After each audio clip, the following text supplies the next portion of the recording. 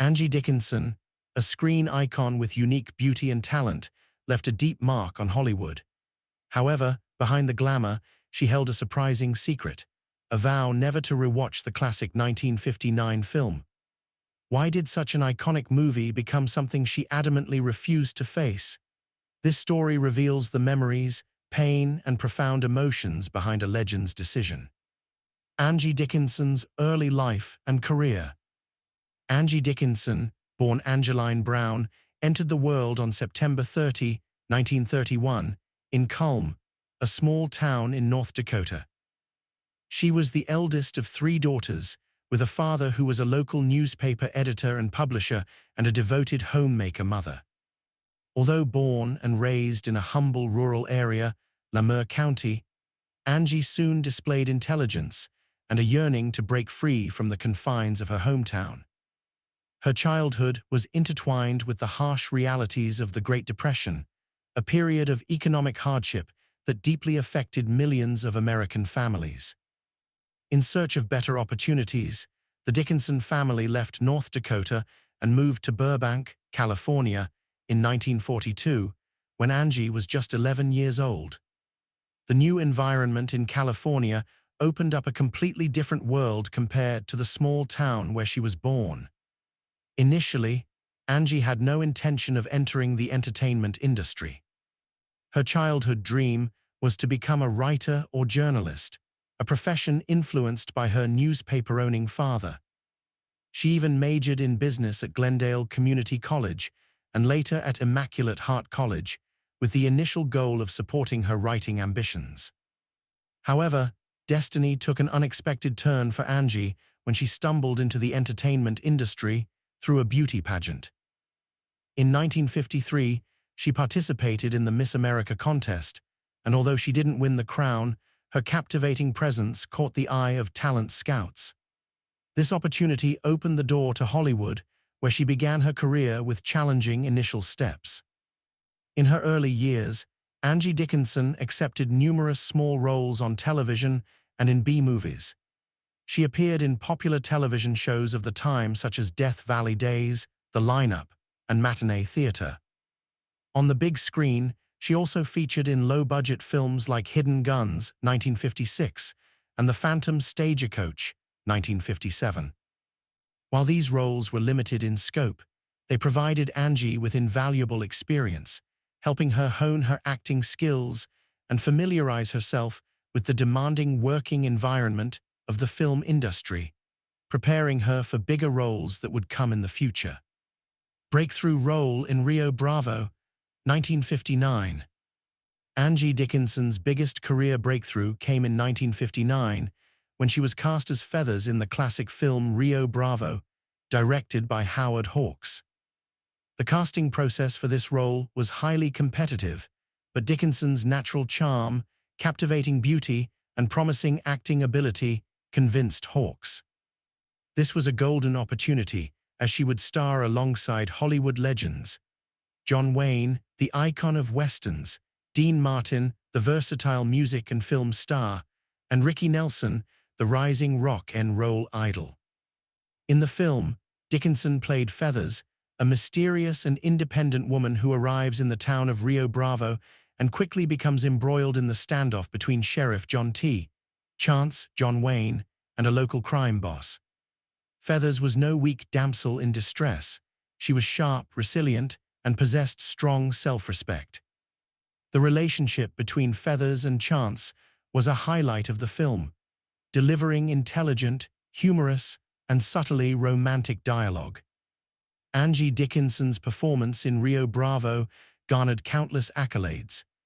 She subtly portrayed a mix of captivating allure, inner strength, and a touch of vulnerability, creating a vibrant and memorable character. This role not only helped her break free from her previous minor parts, but also established her as an actress of true depth and appeal.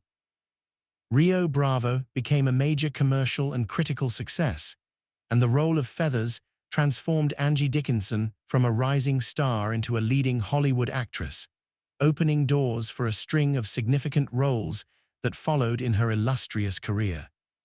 Success with iconic roles.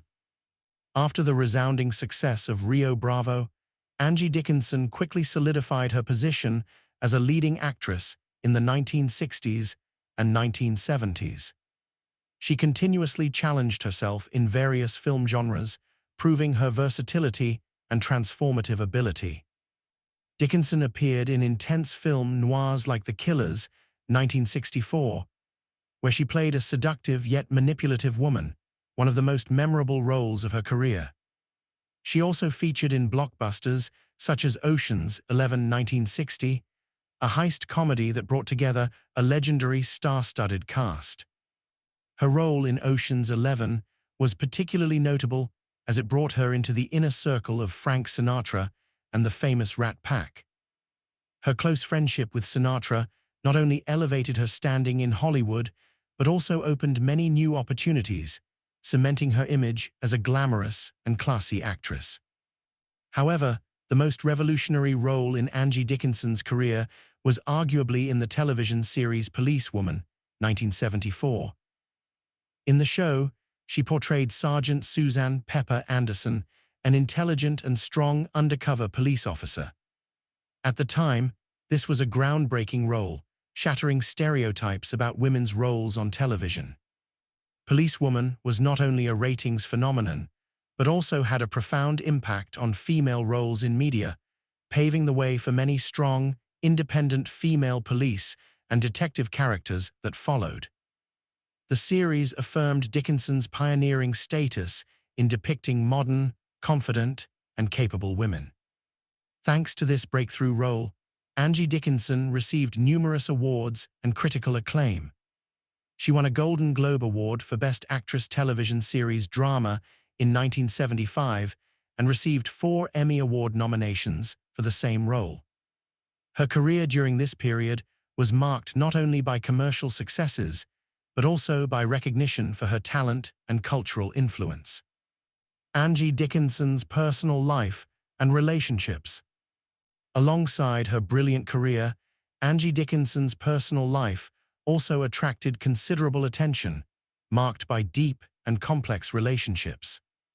Her first marriage was to Jean Dickinson in 1952.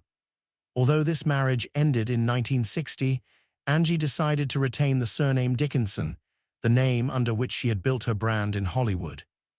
This was a symbolic decision, demonstrating her independence and determination in shaping her own identity, separate from her personal relationships. During these years, Angie Dickinson also developed a surprising and profound friendship with John Kenneth Galbraith, a renowned economist, author, and former U.S. ambassador to India. This intellectual relationship, despite their differing fields, significantly influenced Angie's thinking, helping her broaden her perspective on the world and perhaps her own role within it. Angie's second marriage was to legendary composer, producer, and conductor Burt Bacharach in 1965. They were a powerful and glamorous couple in the entertainment world at the time, with Bacharach being one of the most successful musicians and Dickinson a rising film star. Their public image as a charming duo frequently appeared in magazines and on red carpets, symbolizing a perfect blend of beauty, talent, and success. This relationship lasted nearly 2 decades, ending in 1981. The impact of their daughter, Nikki.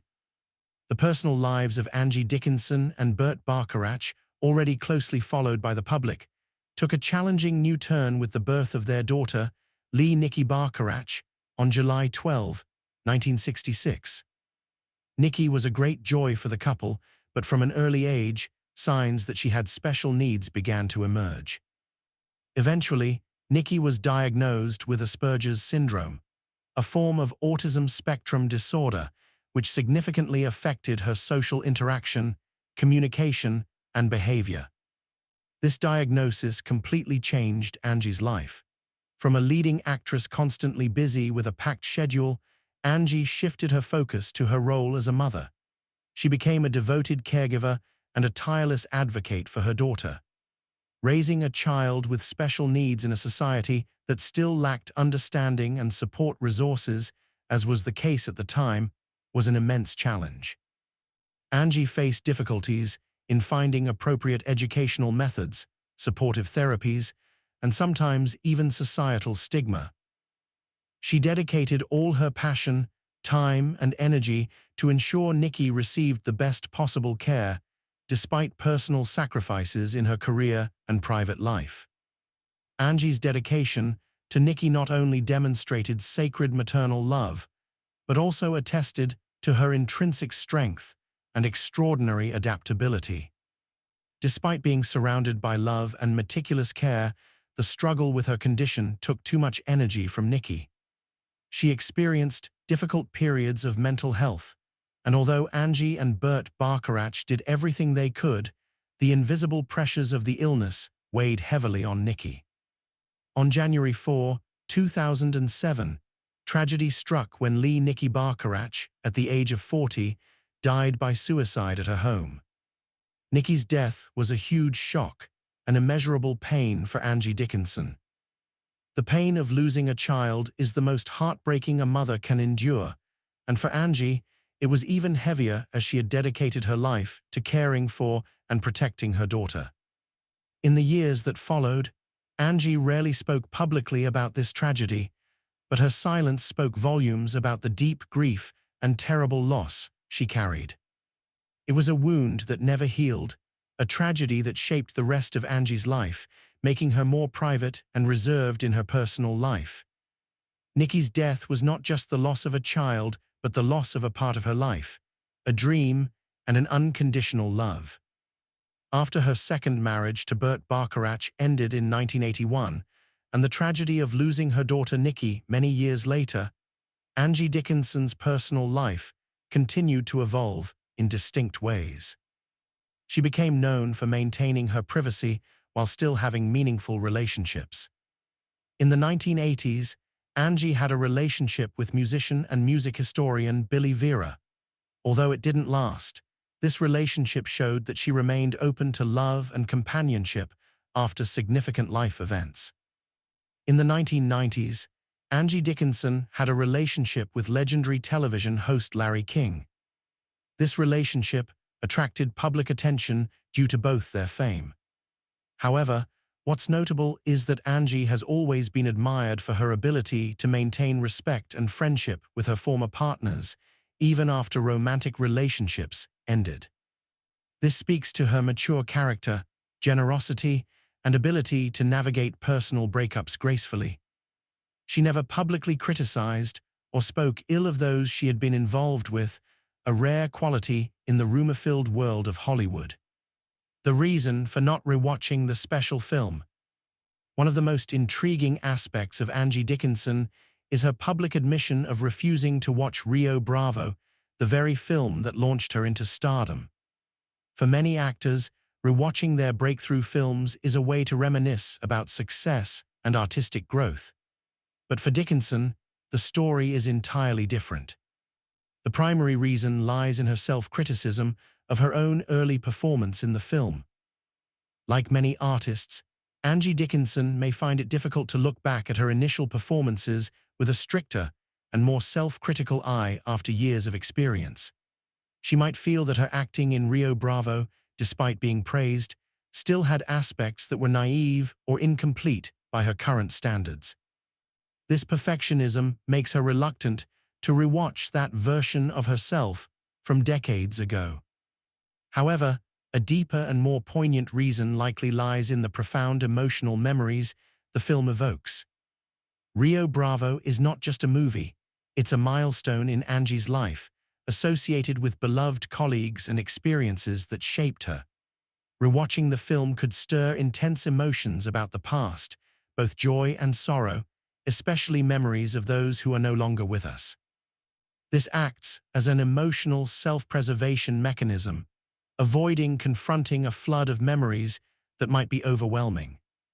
One of the central figures in the memories evoked by Rio Bravo is Ricky Nelson, who played Colorado Ryan in the film. At the time of Rio Bravo's filming, Nelson was an incredibly popular rock and roll star with numerous hits and the successful family TV show The Adventures of Ozzie and Harriet. His presence in a Western alongside legends like John Wayne and Dean Martin created a huge buzz. Angie Dickinson shared a warm friendship with Ricky Nelson. She often commented on Nelson being a kind, courteous, and lovable person, a talented yet humble young man. Despite being a teen idol, Nelson showed no arrogance or aloofness. The warmth in the relationship among the cast members on the Rio Bravo set was something Angie always cherished. However, tragedy struck Ricky Nelson when he passed away tragically in 1985 in a plane crash at the age of 45. His untimely death left deep sorrow for millions of fans and friends. For Angie Dickinson, seeing Nelson in the film brings back painful memories of his early demise. Seeing a young, vibrant Ricky Nelson on screen inevitably makes her think of his cruel fate. This is another strong reason why she avoids rewatching Rio Bravo, as the film becomes a heartbreaking reminder of loss. Breaking the silence about Ricky Nelson. At 93, an age when many would choose a life of peace and quiet, Angie Dickinson made a remarkable decision to break her silence and speak about Ricky Nelson. After decades of keeping her private feelings about Rio Bravo and its cast members to herself, her choice to share this story is an act of great courage and sincerity. This decision wasn't merely to recount memories. Angie wanted to shed light on their relationship beyond the speculation and rumors common in the entertainment industry. She wanted the public to understand Ricky Nelson as a person, not just a music idol or a talented young actor. This also reflects Angie's willingness to confront the emotional complexities of fame and personal loss. She recognizes that the lives of celebrities aren't just about glamour, but also filled with pressures, tragedies, and private pain that few are aware of. Through her sharing, Angie Dickinson delivered a heartfelt tribute to Ricky Nelson as a human being. She wished to honor his kind, courteous, and lovable character, which might have been overshadowed by his fame and tragic death. At the same time, this is also a call for empathy and understanding towards celebrities.